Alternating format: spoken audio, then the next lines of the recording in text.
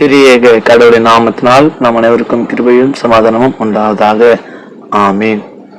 கிறிஸ்துவுக்குள் அதிகமாக நேசிக்கிற அன்பான விசுவாச மக்களே, ஒரு மனிதனுக்கு கோபம் வருகிற பொழுது அந்த கோபமானது அந்த மனிதனை மிருகத்திற்கு நிகராக மாற்றி விடுகிறது. அந்த கோபம் வருகிற பொழுது அந்த மனிதன் என்ன செய்கிறான், என்ன பேசுகிறான், எந்த நிலையில இருக்கிறான் என்று சொல்லி யாராலும் யோசித்து கூட பார்க்க முடியாது. ஏனென்றால் கோபம் வருகிற பொழுது அந்த மனிதன் தன்னையே மறைக்கிறான். அப்படியாக வேதத்தில் பார்க்கிற பொழுது கூட காயினும் ஆபிலும் சகோதரர்கள் 2 பேரும் என்ன பண்றாங்க, கடவுளுக்கு என்று சொல்லி காணிக்கை கொண்டு வராங்க. ஆனால் கடவுள் ஆபிலுடைய காணிக்கை ஏற்றுக்கொள்கிறார், காயினுடைய காணிக்கை ஏற்றுக்கொள்ள. இது நிமித்தமாக காயின் தன்னுடைய சகோதரனாகிய ஆபில் மீது கோபம் கொள்ளுகிறான், எரிச்சல் அடைகிறான். கடவுளை அறிந்திருக்கிறார், காயினுடைய கோபத்தை அறிந்திருக்கிறார். அதைத்தான் ஆதியாகமம் 4:6 பார்க்கிறோம். கர்த்தர் காயினை பார்த்து, உனக்கு எரிச்சல் உண்டானது என்ன, உன் முகம் வாடியது என்ன என்று சொல்லி கேட்கிறார். அப்போ கடவுள் அந்த காயினுடைய மனநிலைமையை அறிந்திருக்கிறார். அவன் எரிச்சலாக இருக்கிறான், அவன் கோபமாக இருக்கிறான் என்று சொல்லி அந்த இடத்துல அறிந்திருக்கிறான். அந்த காயின் என்ன செய்யறான், அப்பொழுது கூட தன்னிலை உணராம அந்த கோபத்திலே இருந்திருக்கிறான். அந்த கோபத்தினுடைய வெளிப்பாடுதான் தன்னுடைய சகோதரன் என்றும் சொல்லி பார்க்காம அவன் கொலை செய்தான். அவன் அந்த கோபத்துல இருந்ததுனால, அந்த எரிச்சல இருந்ததுனால. அப்படி இன்றைக்கு அநேக பேர் கூட அப்படிப்பட்ட சூழ்நிலையில் தான் இருக்கிறாங்க.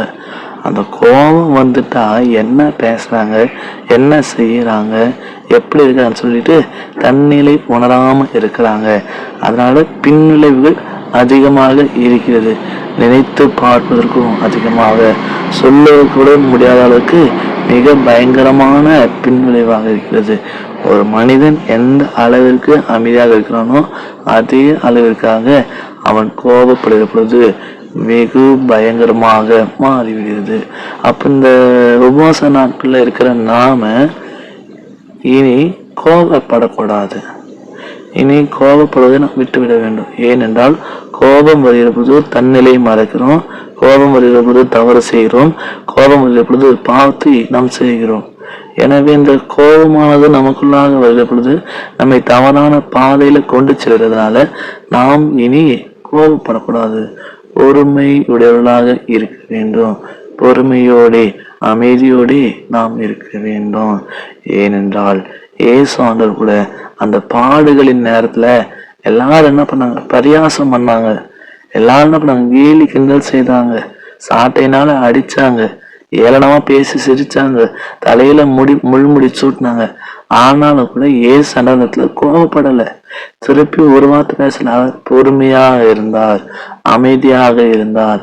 அவரை நாம் கூட இந்த நேரத்துல ஒரு முன்மாதிரியாக நாம் வைக்க வேண்டும். காயினை நாம் முன்மாதிரியாக வைக்கக்கூடாது. இயேசு ஆண்டவரை நாம் முன்மாதிரியாக வைத்து எல்லாவற்றிலும் நாம் பொறுமை உடையவர்களாக இருக்க வேண்டும், அமைதியோடு நாம் இருக்க வேண்டும். அப்படியாக இருக்கிற பொழுதுதான் கடவுள் நம்மை ஆசீர்வதிப்பார். அப்படி இருக்கிற பொழுதுதான் கடவுளுடைய சகல நன்மையிலும் நம்மால் ருசி பார்க்க முடியும். நம்முடைய வாழ்வு கூட பிரகாசமாக ஒளிமயமான ஒரு நல்ல எதிர்கால ஒரு ஆசீர்வாதமான வாழ்க்கையாக இருக்கும். அதான் வேதம் சொல்கிறது.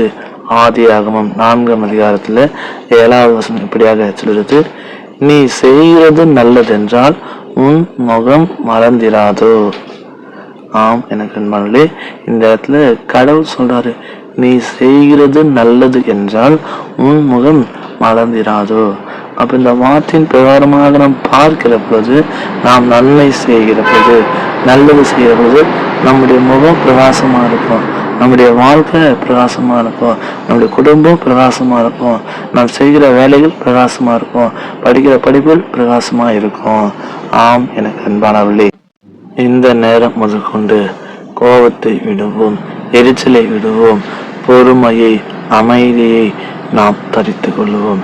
கிறிஸ்துவின் பிள்ளைகளாக, கிறிஸ்துவால் மீட்கப்பட்டவர்களாக, கிறிஸ்துவால் சுத்தமாக்கப்பட்டவர்களாக நாம் இனி தொடர்ந்து பொறுமையின் வாழ்வை வாழ, அமைதியின் வாழ்வை வாழ, கோபத்தை விட்டு வாழ தூய ஆவியானவர் நம் அனைவரையும் பலப்படுத்தி உலகத்தை காப்பாராக. ஆமீன். எல்லா புத்திக்கும் மேலான தெய்வீக சமாதானம் உங்கள் இருதயங்களையும் சிந்தனைகளையும் கிறிஸ்து இயேசுக்குள் காத்துக் கொள்வாராக.